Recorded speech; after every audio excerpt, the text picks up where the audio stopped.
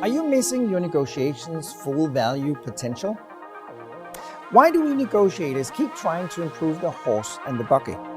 Why do we struggle for tiny improvement in something old and outdated? Instead of struggling with that horse and buggy, couldn't we speed ahead with something far superior than a horse and a buggy?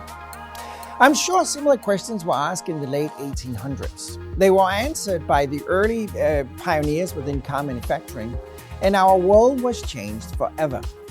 The same sort of question should actually be asked today. In the field of negotiation, we negotiate today just as we did in the 1850s. We haven't improved, we haven't changed. So we haven't made any progress or innovation. Yes, we introduced some new technology, but we've only let us perfect the tired old zero-sum game where you win at my expense or I win at your expense. We need a change of a mindset, which means that I see so many negotiation advisors and trainers out there all around the world straining to improve the horse and the buggy techniques. So they're working really hard just to try and create a little bit more speed and efficiency to the horse and the buggy. And why? When they could not, when they don't see the whole picture or see the whole approach. Instead of that zero-sum game where I win or you lose, one side is winning and the other side is losing, what if the negotiation was treated as teamwork, where everybody comes away as a winner? Imagine a buyer and a supplier working together to secure the greatest values, the greatest possible measures of success for both parties. I know you might be thinking already, well, of course, we always try to accomplish that. But many negotiators quite honestly believe that that's what they're doing. But please excuse me for being blunt, though in truth, they are mistaken. They're actually not focusing on trying to create the best possible outcome for both parties. But with a shift of approach, they could be vastly more efficient at it and achieving far superior results. If you are a buyer, try and ask yourself, do I know my supplier's costs when I ask for changes in delivery times, method, frequencies, payment terms, warranty periods, installation time, efficiency level, educational actions, warehousing, etc., etc., etc.?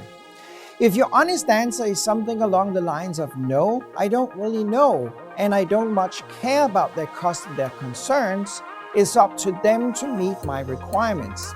If so, I advise you to seek immediate medical attention, because it appears that you're suffering from an all too common disorder called non-doctrina. It's a dread disease I just invented, and in Latin, the name means lack of learning disorder. Now, let's say you're a supplier, and if a procurement officer asks you to speed up delivery by month, do you immediately ask, what's the value to you if we're able to do that? If not, you would be advised to go to the same medical checkup because you're likely suffering from non-doctrina as well.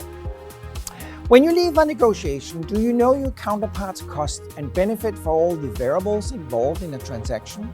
Does your counterpart know all of yours? If so, then you're engaging in value-creating negotiation, which, by the way, is the replacement for all-time horse and buggy, zero-sum negotiation. If old-style negotiation is a horse and buggy, this is your sleek new car. If you have only vague ideas or none about your counterpart's values and costs, and your counterpart is operating in the same ununiform darkness, then you're both ratting along, stuck in the horse and buggy inefficiency of the 1850s. The good news is, though, you don't have to be stuck in the 1850s. Smartnership is the modern answer. It leads negotiation parties to agreement on how they proceed before negotiations begin. Both parties commit to free sharing of information, most important costs and values. And this turned negotiation into a team effort towards maximum value for all. No more us against them struggles for advantages and dominance. Smartnership is based on a new concept called Negoeconomics. And Negoeconomics is the leveraging of asymmetric values and costs between parties in a negotiation. Allow me to illustrate by an example. Let's say I'm a buyer negotiating with you as a seller. I ask you to advance delivery time of an order by, let's say, 3 weeks, because I know I would have internal savings of $10,000 by doing that. You know that 3-week delivery advance will cost you $2,000, a cost you obviously really don't want to take on yourself. In an all-time zero-sum negotiation, I would try to leverage you into agreeing anyway.